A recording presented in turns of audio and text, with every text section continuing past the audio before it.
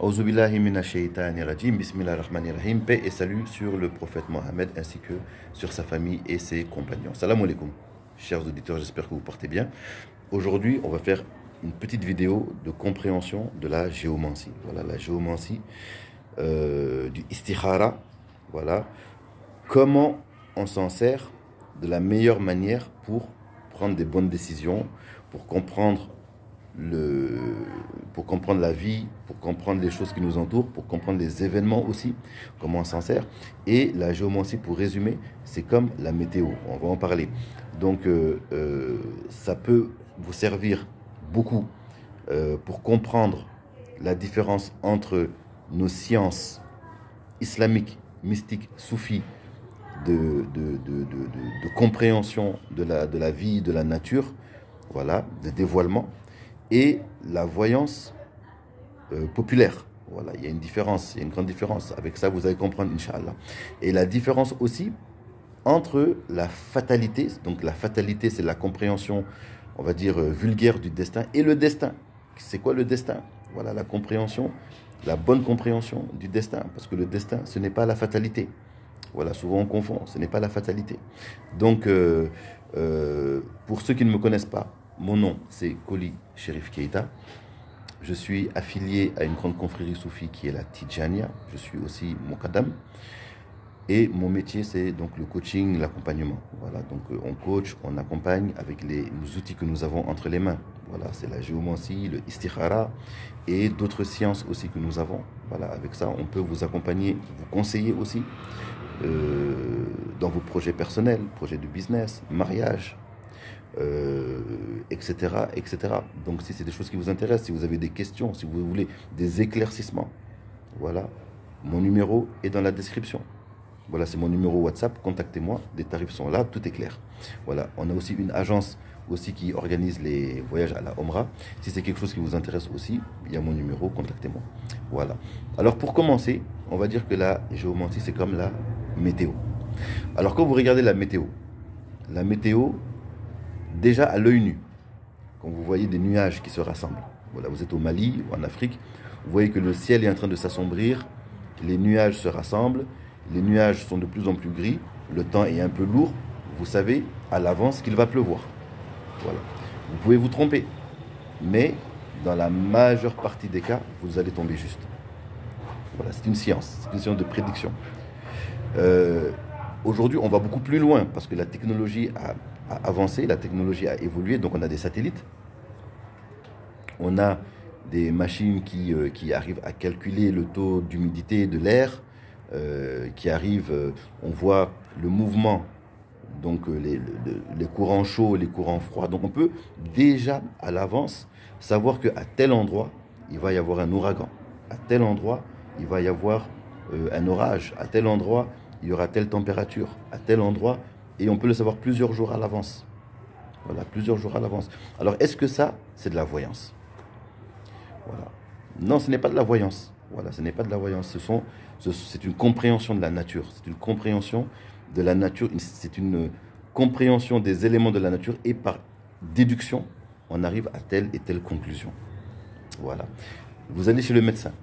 Le médecin regarde votre tension artérielle. Il mesure votre tension artérielle.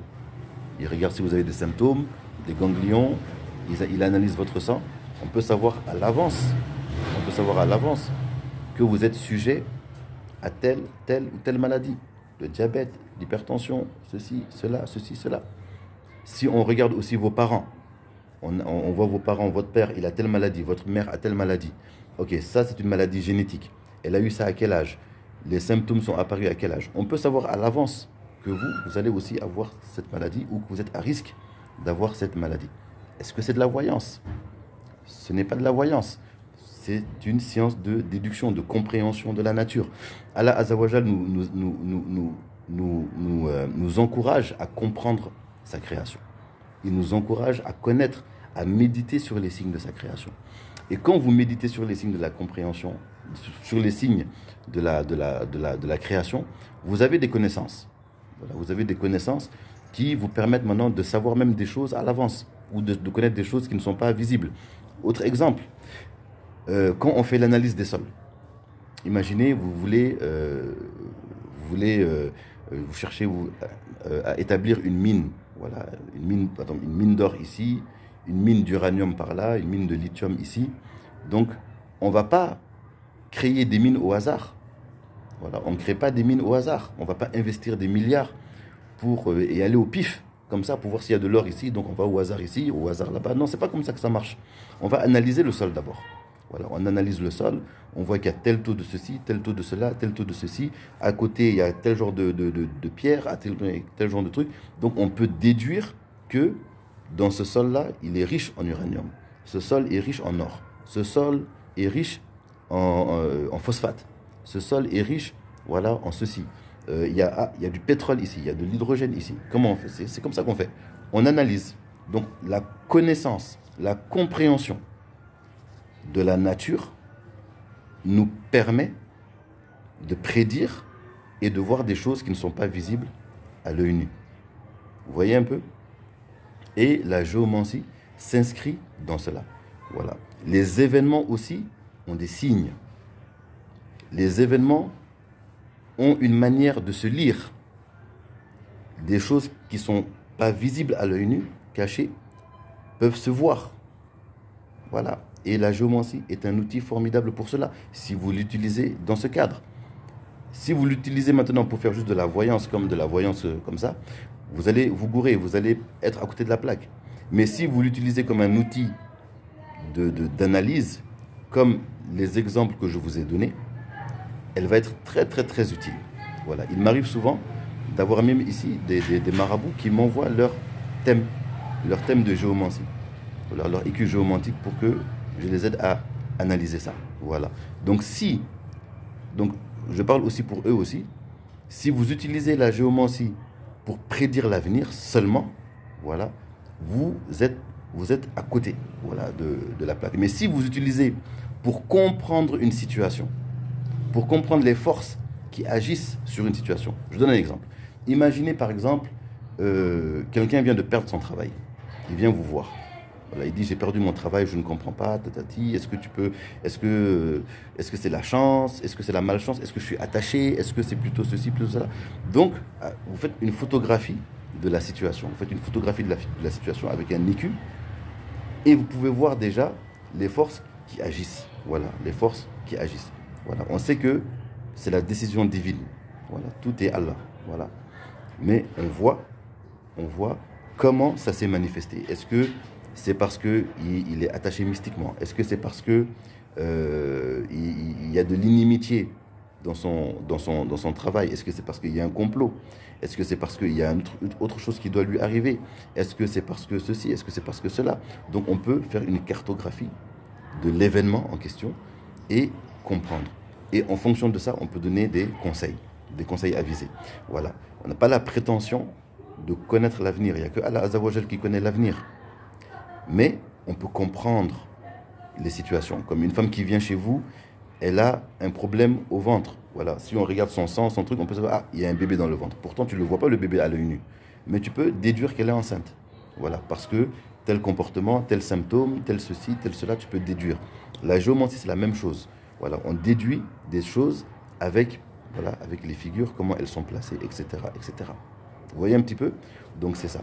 Voilà. Si vous comprenez ça, vous allez comprendre la différence, voilà, entre donc les sciences de conseil, les sciences de dévoilement comme on a dans la mystique musulmane. La mystique musulmane est très riche, elle est très profonde et personne ne peut avoir la prétention de tout connaître. Voilà, ce qu'il y a dans l'islam, c'est beaucoup, hein. Il y a beaucoup de choses. Et la voyance que tout le monde fait, donc populaire, tout ça. Voilà, il y a une différence. Même chose avec le destin, la compréhension du destin. La compréhension du destin, donc populaire, et souvent même non musulmane, c'est que les choses sont une fatalité. Souvent même, je vois des musulmans qui pensent comme ça aussi. Non, il n'y a pas de fatalité en islam. Voilà, tout est entre les mains d'Allah. Il n'y a pas de fatalité. Ça veut dire quoi? Ça veut dire que vous avez sûrement des possibilités qui sont déjà inscrites dans la science divine. Et Allah peut affirmer ou infirmer ce qu'il veut. Donc nous, à notre place de créature, qu'est-ce qu'on veut? Nous, on veut se tourner vers Allah Azzawajal et mettre toutes les causes possibles, toutes les causes pour avoir notre bonheur dans ce monde et dans l'autre monde. Voilà. Et pour trouver ces causes-là, on a des outils. Voilà, on a des outils. Donc, si vous êtes malade, les médecins vous disent, ok, pour te soigner, il faut diminuer ton sucre. Le sucre que tu prends, il faut diminuer. Voilà, prends aussi telle plante, prends tel médicament. Et ça va aller. Ça peut marcher, mais ça peut ne pas marcher aussi. Mais vous avez mis tout ce que vous avez entre les mains pour que ça fonctionne, pour retrouver la santé. Même chose avec les événements. Voilà, quelqu'un, par exemple, qui a du mal à se marier. On regarde. Voilà, on regarde qu'est-ce qui peut causer ça. Est-ce que c'est des djinns? Est-ce que c'est un envoûtement? Est-ce que c'est la personne elle-même? Est-ce que tout simplement c'est juste pas arrivé encore? On peut faire un tour d'horizon, avoir une certaine compréhension de cette situation et donner des conseils adéquats. Voilà. Même exemple, je vous donne un autre exemple. Si, imaginez par exemple que une femme vient vous voir. Voilà, elle s'appelle Mariam et elle est amoureuse de, on va dire, Habib. Voilà, elle dit voilà, moi j'aime Habib, je veux me marier avec Habib. Est-ce que tu peux regarder ça pour moi? On regarde. Voilà. Est-ce que le mariage, est-ce que les probabilités, quelle est l'énergie? Quelle est l'énergie sur cette question? Voilà, quelle est l'énergie sur cette question? On n'a pas de machine pour voir ça, on n'a pas d'appareil photo pour voir ça, mais on a la géomancie. La géomancie permet ça. Voilà. Donc, on regarde l'énergie. Est-ce que c'est quelque chose qui est fermé? Est-ce que c'est quelque chose qui est ouvert? Est-ce que l'événement ou l'avènement du mariage est très probable? Est-ce qu'il est difficile? Est-ce qu'il est loin dans le temps? Est-ce qu'il est proche? Est-ce qu'il y a beaucoup de monde autour qui en parle déjà? Est-ce que les sentiments de l'homme envers la femme sont comme la femme? Est-ce que les sentiments de la femme envers l'homme vont changer? On peut voir tout ça avec la géomancie. Voilà, ce sont des outils que Allah nous a donnés pour voir ces choses-là. Voilà. Maintenant, est-ce que le mariage va se faire ou pas? Ça, c'est entre les mains d'Allah. Ça, c'est que Dieu qui sait ça. Voilà. Nous, on a tout ce qu'il faut pour voir. Mais la décision finale et la connaissance de l'invisible et la connaissance de ce que nous ne savons pas appartient à Allah Azzawajal. Donc nous, avec ce qu'on voit, on va par exemple dire à la femme, bon, pour faciliter le mariage, peut-être c'est le zikr de Ya Latif, peut-être c'est le zikr de, peut-être faire des astaghfirullah, peut-être tel sacrifice, voilà, peut-être changer de comportement ici, peut-être faire la paix avec une personne, peut-être peut-être avoir tel, aller plutôt sur tel tempérament avec telle personne, et on voit que ça facilite grandement les choses. Voilà. On n'a pas la garantie à 100%, mais on voit que ça marche, on voit que ça facilite grandement les choses, et on donne ces conseils-là. Maintenant, pour aller plus loin, on va faire le istikhara. Voilà, le istikhara. Le istikhara permet de savoir est-ce que c'est bon pour cette personne-là. Parce qu'on peut vouloir quelque chose très fort alors que cette chose n'est pas bonne pour nous. Bon, le istikhara permet de répondre à la question est-ce que c'est vraiment bon pour nous? On voit que le istikhara c'est bon, bismillah. Voilà. On va mettre tout en œuvre pour que ça arrive alors. Et mettre tout en œuvre pour que ça arrive, c'est quoi? C'est les prières, les sacrifices, une bonne opinion d'Allah, l'optimisme, le bon comportement, peut-être maintenant des éléments de la nature aussi, les plantes, le secret des plantes, les lavages pour enlever les attachements, etc., etc. Voilà, des choses comme ça.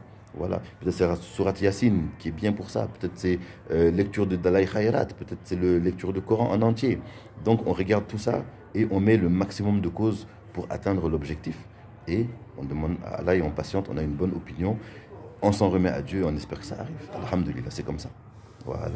Donc vous comprenez maintenant que vous comprenez maintenant comment ça fonctionne. Voilà, comment ça fonctionne, comment les choses marchent.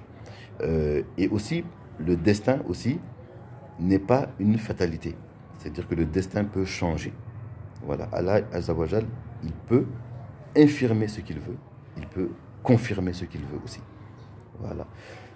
Le destin, le prophète Mohammed sallallahu alayhi wa sallam nous a enseigné qu'une simple prière, le doua, c'est ce qui fait changer le destin. Le doua peut changer le destin. Une prière change le cours des choses. Une aumône change le cours des choses. Voilà. Par exemple, le professeur Salam a dit, donc l'aumône éloigne le malheur. Voilà. L'aumône, ça éloigne le malheur. Donc si quelque chose devait arriver, avec une aumône, on ne le voit plus. Si quelque chose était peu probable, une prière nocturne, une prière sincère, rend la chose très probable. Avec Allah, il l'exauce.